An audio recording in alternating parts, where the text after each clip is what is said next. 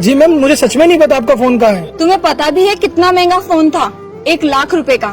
तुमने अपनी पूरी जिंदगी में भी नहीं देखा होगा ऐसा फोन। सच में मैम, मेरे पास आपका फोन नहीं है, मैंने आपका फोन देखा तक नहीं है। और किसको बोलूं मैं? जब मैं यहाँ सब्जी लेने आई थी तब से ही तुम मेरे फोन को देखे जा रहे थे। तुमने ही चोरी किया होगा ना?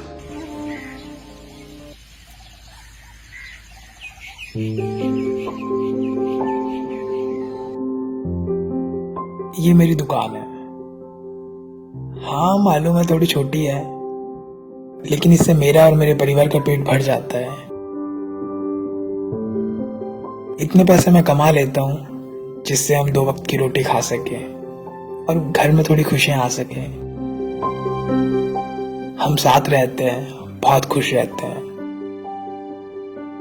कभी कभी लोग नहीं आते सब्जी खरीदने, इससे मैं दुखी नहीं होता हूँ, क्योंकि मुझे पता है मेरी मेहनत कभी खराब नहीं होगी, क्योंकि मैं ईमानदारी से मेहनत करता हूँ।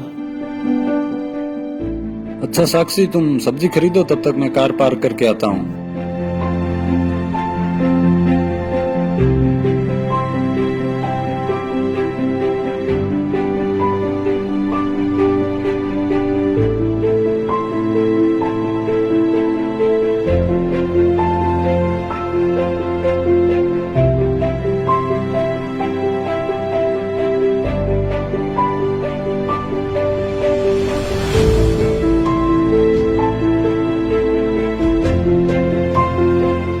कभी 100 कभी 200 रुपए आ जाते हैं और हमारा परिवार इससे बहुत खुश हो जाता है।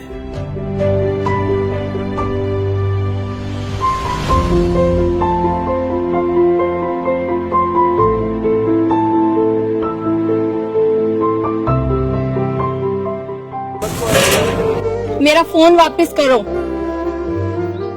मैंने कहा मेरा फोन दो, वापस करो। आपने मुझे कब फोन दिया? मैंने तुम्हें दिया नहीं, तुमने उठाया है। मैं क्यों आपका फोन लूंगा? यहाँ से मैं सब्जी लेके गई तब से मेरा फोन गायब है, तुमने ही लिया है। जी मैम, मुझे सच में नहीं पता आपका फोन कहाँ है। तुम्हें पता भी है कितना महंगा फोन था? 1 लाख रुपए का।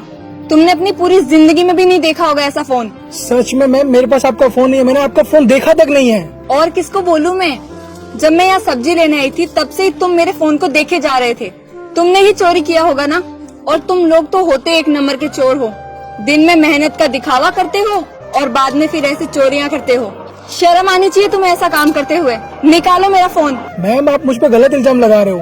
आपको शायद गलतफहमी हुई है। देखो, मैं तुमसे लास्ट टाइम पूछ रही हूँ, सही सही बता दो। मेरे डैड पुलिस ऑफिसर हैं। ऐसी सजा दिलवाऊंगी कि जिंदगी भर जेल की हवा खाओगे तुम। मैम, मैं सच बोल रहा हूँ, मुझे आपके फोन के बारे में कुछ नहीं पता। अभी तो प्यार से पूछ रही हूँ, सही सही बता दो, वरना बाद में बहुत पछताओगे तुम। मैम, मुझे मेरी माँ की कसम, मुझे सच में आपके फोन के बारे में नहीं पता। 1 लाख के फोन के बदले अगर तुम्हारी माँ भी मर जाए ना, तो इससे तुम्हारा कोई नुकसान नहीं है। देखो, मैं तुम्हें प्यार से ही समझा रही हूँ, मेरा फोन वापस कर दो, वरना पुलिस वाले तुम्हें इतना मारेंगे कि तुम बैठने के लायक भी नहीं रहोगे। तुम्हारे मम्मी पापा तुम्हें कुछ सिखाते नहीं है क्या? अरे तुम्हारे मम्मी पापा तुम्हें क्या सिखाएंगे? तुम जैसे लोग तो सड़क पे ही पैदा होते हो और सड़क पे ही मर जाते हो। तुम गरीब लोग ना, तुम्हारी नीयत तो खराब होती ही है, ऊपर से चोरी और करते हो।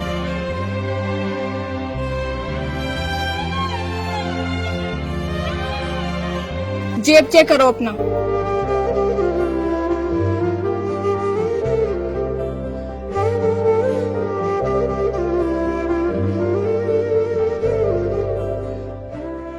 एक नंबर के चोर होते हो तुम जैसे लोग।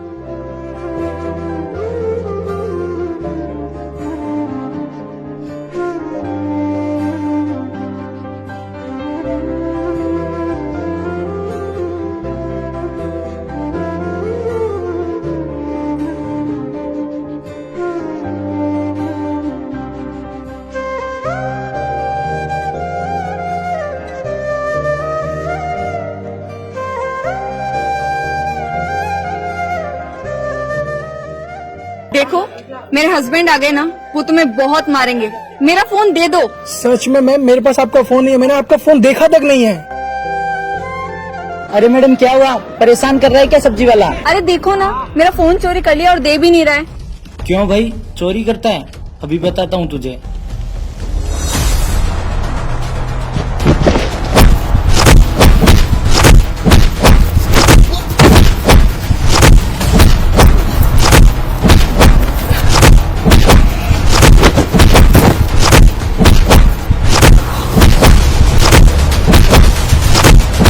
वैसे ये लोग सब्जी वाले को मार क्यों रहे हैं? उसने मेरा फोन चोरी कर लिया। पर तुम्हारा फोन तो मेरे पास रह गया था ना।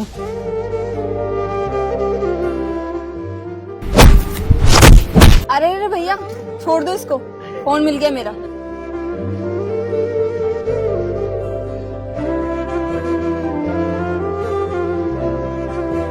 अरे वो मुझे थोड़ी गलतफहमी हो गई थी, मुझे लगा तुमने मेरा फोन चोरी किया है, मेरे हस्बैंड लेके गए थे। 500 रुपये देना वैसे।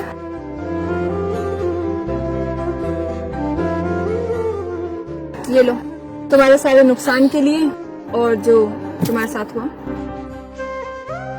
इतनी मार खाने के बाद मुझे सॉरी बोलने के बजाय घमंड से 500 रुपए दे दिया।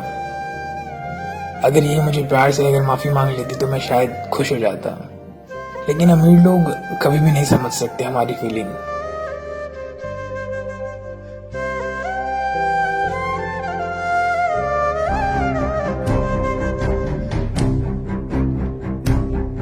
ये तुम्हारे पैसे, वही तुम भूल गई थी। तुमसे मैं कुछ कहना चाहता हूँ, कभी भी किसी पे शक करने से पहले तुम ये देख लो कि सामने वाला सही है या गलत, क्योंकि कभी कभी हम जोश में फैसला ले लेते हैं, उससे सामने वाले की जिंदगी खराब हो जाती है। तो पहले ये तुम देख लो कि सामने वाला सही है या गलत, तभी कोई फैसला लो। और तुमने क्या कहा था कि 1 लाख रुपए के लिए मैं अपनी माँ को मार दूंगा, इसमें मेरा कोई नुकसान नहीं। माँ सबके लिए इम्पोर्टेंट होती है, चाहे तुम्हारी हो चाहे मेरी हो। हम सब अपनी माँ से प्यार करते हैं। मैं तुम्हें उस समय भी जवाब दे सकता था, लेकिन मेरी माँ ने मुझे लड़कियों की रिस्पेक्ट करना सिखाया है। मुझे पता है किसी लड़की की कैसे रिस्पेक्ट की जाती है, इसलिए मैं तुम्हारे सामने चुप रहा, वरना मैं तुम्हें उस समय भी जवाब दे सकता था। तुमने कहा था गरीब अमीर, लेकिन कभी भी है ना, पैसा मायने नहीं रखता है। मायने रखता है आपकी खुशी, आप कितना खुश है अपनी लाइफ में। माना आपके पास पैसा कितना ही हो, फर्क इससे नहीं पड़ता कि आपके पास पैसे कितने हैं, आप कितने अमीर हो। फर्क इससे पड़ता है कि आप खुश कितने हो, आपकी फैमिली आपको सपोर्ट कितना कर रही है, आप अपनों के साथ कैसा बिहेवियर रखते हो। तुम जैसे लोग हो ना, कभी भी समझ नहीं सकते हो। अपनों के साथ तो गलत करते ही हो, साथ में गरीब लोगों की बहुत बेइज्जती करते हो, उन्हें हमेशा गलत समझते हो, चोर समझते हो। लेकिन हर गरीब चोर नहीं होता है, कुछ अच्छे भी होते हैं, कुछ मजबूरी में चोरी करते हैं क्योंकि उनको खाना नहीं मिल पाता है। तुम जैसे लोग उनकी मदद नहीं करते हो, उन्हें नीचा दिखाते हो।